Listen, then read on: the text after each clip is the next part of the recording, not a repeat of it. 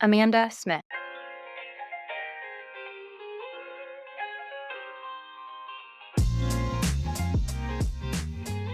A question I've been asking myself a lot recently, mainly when I'm brushing my teeth or when I wake up at 2 a.m., is the question of what is brand?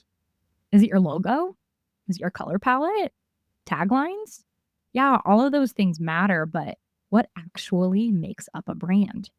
And so I tapped Ari Yablok because he has such a wonderful approach to brand. When it's done right, brand is the soul of your company. It's everything, everywhere. And it's something you can't quite put a finger on or define, but that's what makes it magical. Ari is the head of brand at Island, and as the first marketing hire, he helped shape their identity from day one, before there was even a product in market. He's built a brand rooted in story. So, of course, I asked him, what does it really mean to say that brand is the soul of an organization? Here's what he had to say. Your call has been forwarded to an automatic voice message system. At the tone, please record your message.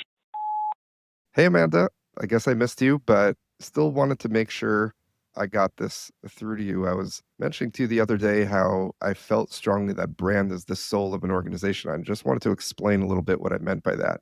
So, soul is this thing that we know is the essence of who a person is, and yet it's the hardest to define or to grasp. It's almost like at the same time, everything and nowhere. And I felt like that was the perfect metaphor for what brand is. I've spent many years now building brands for B2B tech companies, and it's still a challenge within companies that value brand to define it and to give it the proper goals and tasks and planning and strategy and budget and all that. Because I think in a similar way to a soul, a brand is so fundamental to what a company is. It encompasses their personality, their values, their identity, the story they tell to their customers, the experience that they deliver.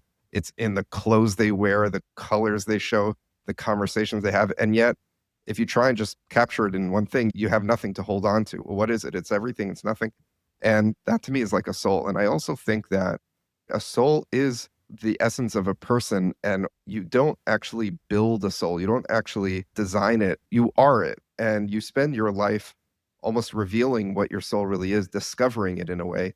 And I think brand follows that same journey where there are some things built into the DNA of a company, and it's the goal of the brand builders to extract it and maybe reverse engineer that process of having a soul to build one for the company. I thought that's important to let you know about. And I think that translates perfectly into where content fits into the strategy of brand building and just business goals in general, because frankly, content is under attack right now. People don't need to read blogs anymore. That expired. We could just ask the AI in our pocket for anything we need to know about. And therefore, there is a bit of a crisis. We should think about it as a crisis where we need to consider, what is my content doing? I can't just win by blunt force, putting out all the listicles and ebooks that I can and hope that enough of it sticks. I need to think about the conversation I am shaping. And that's really the perfect extension of what a brand is. A brand is saying, I am trying to differentiate and define myself for you so that you know what I am and what I am not. And content should behave the same way. What is the conversation I need you to have with me, and what isn't the conversation you should be having?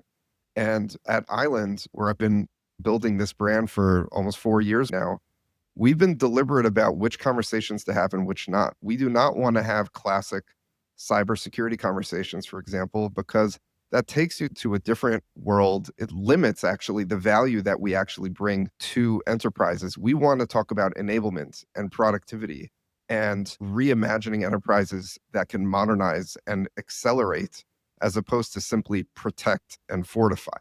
And that's core to our content strategy as an extension of brand. So anyways, I guess I'll catch you the next time. See you later, Amanda.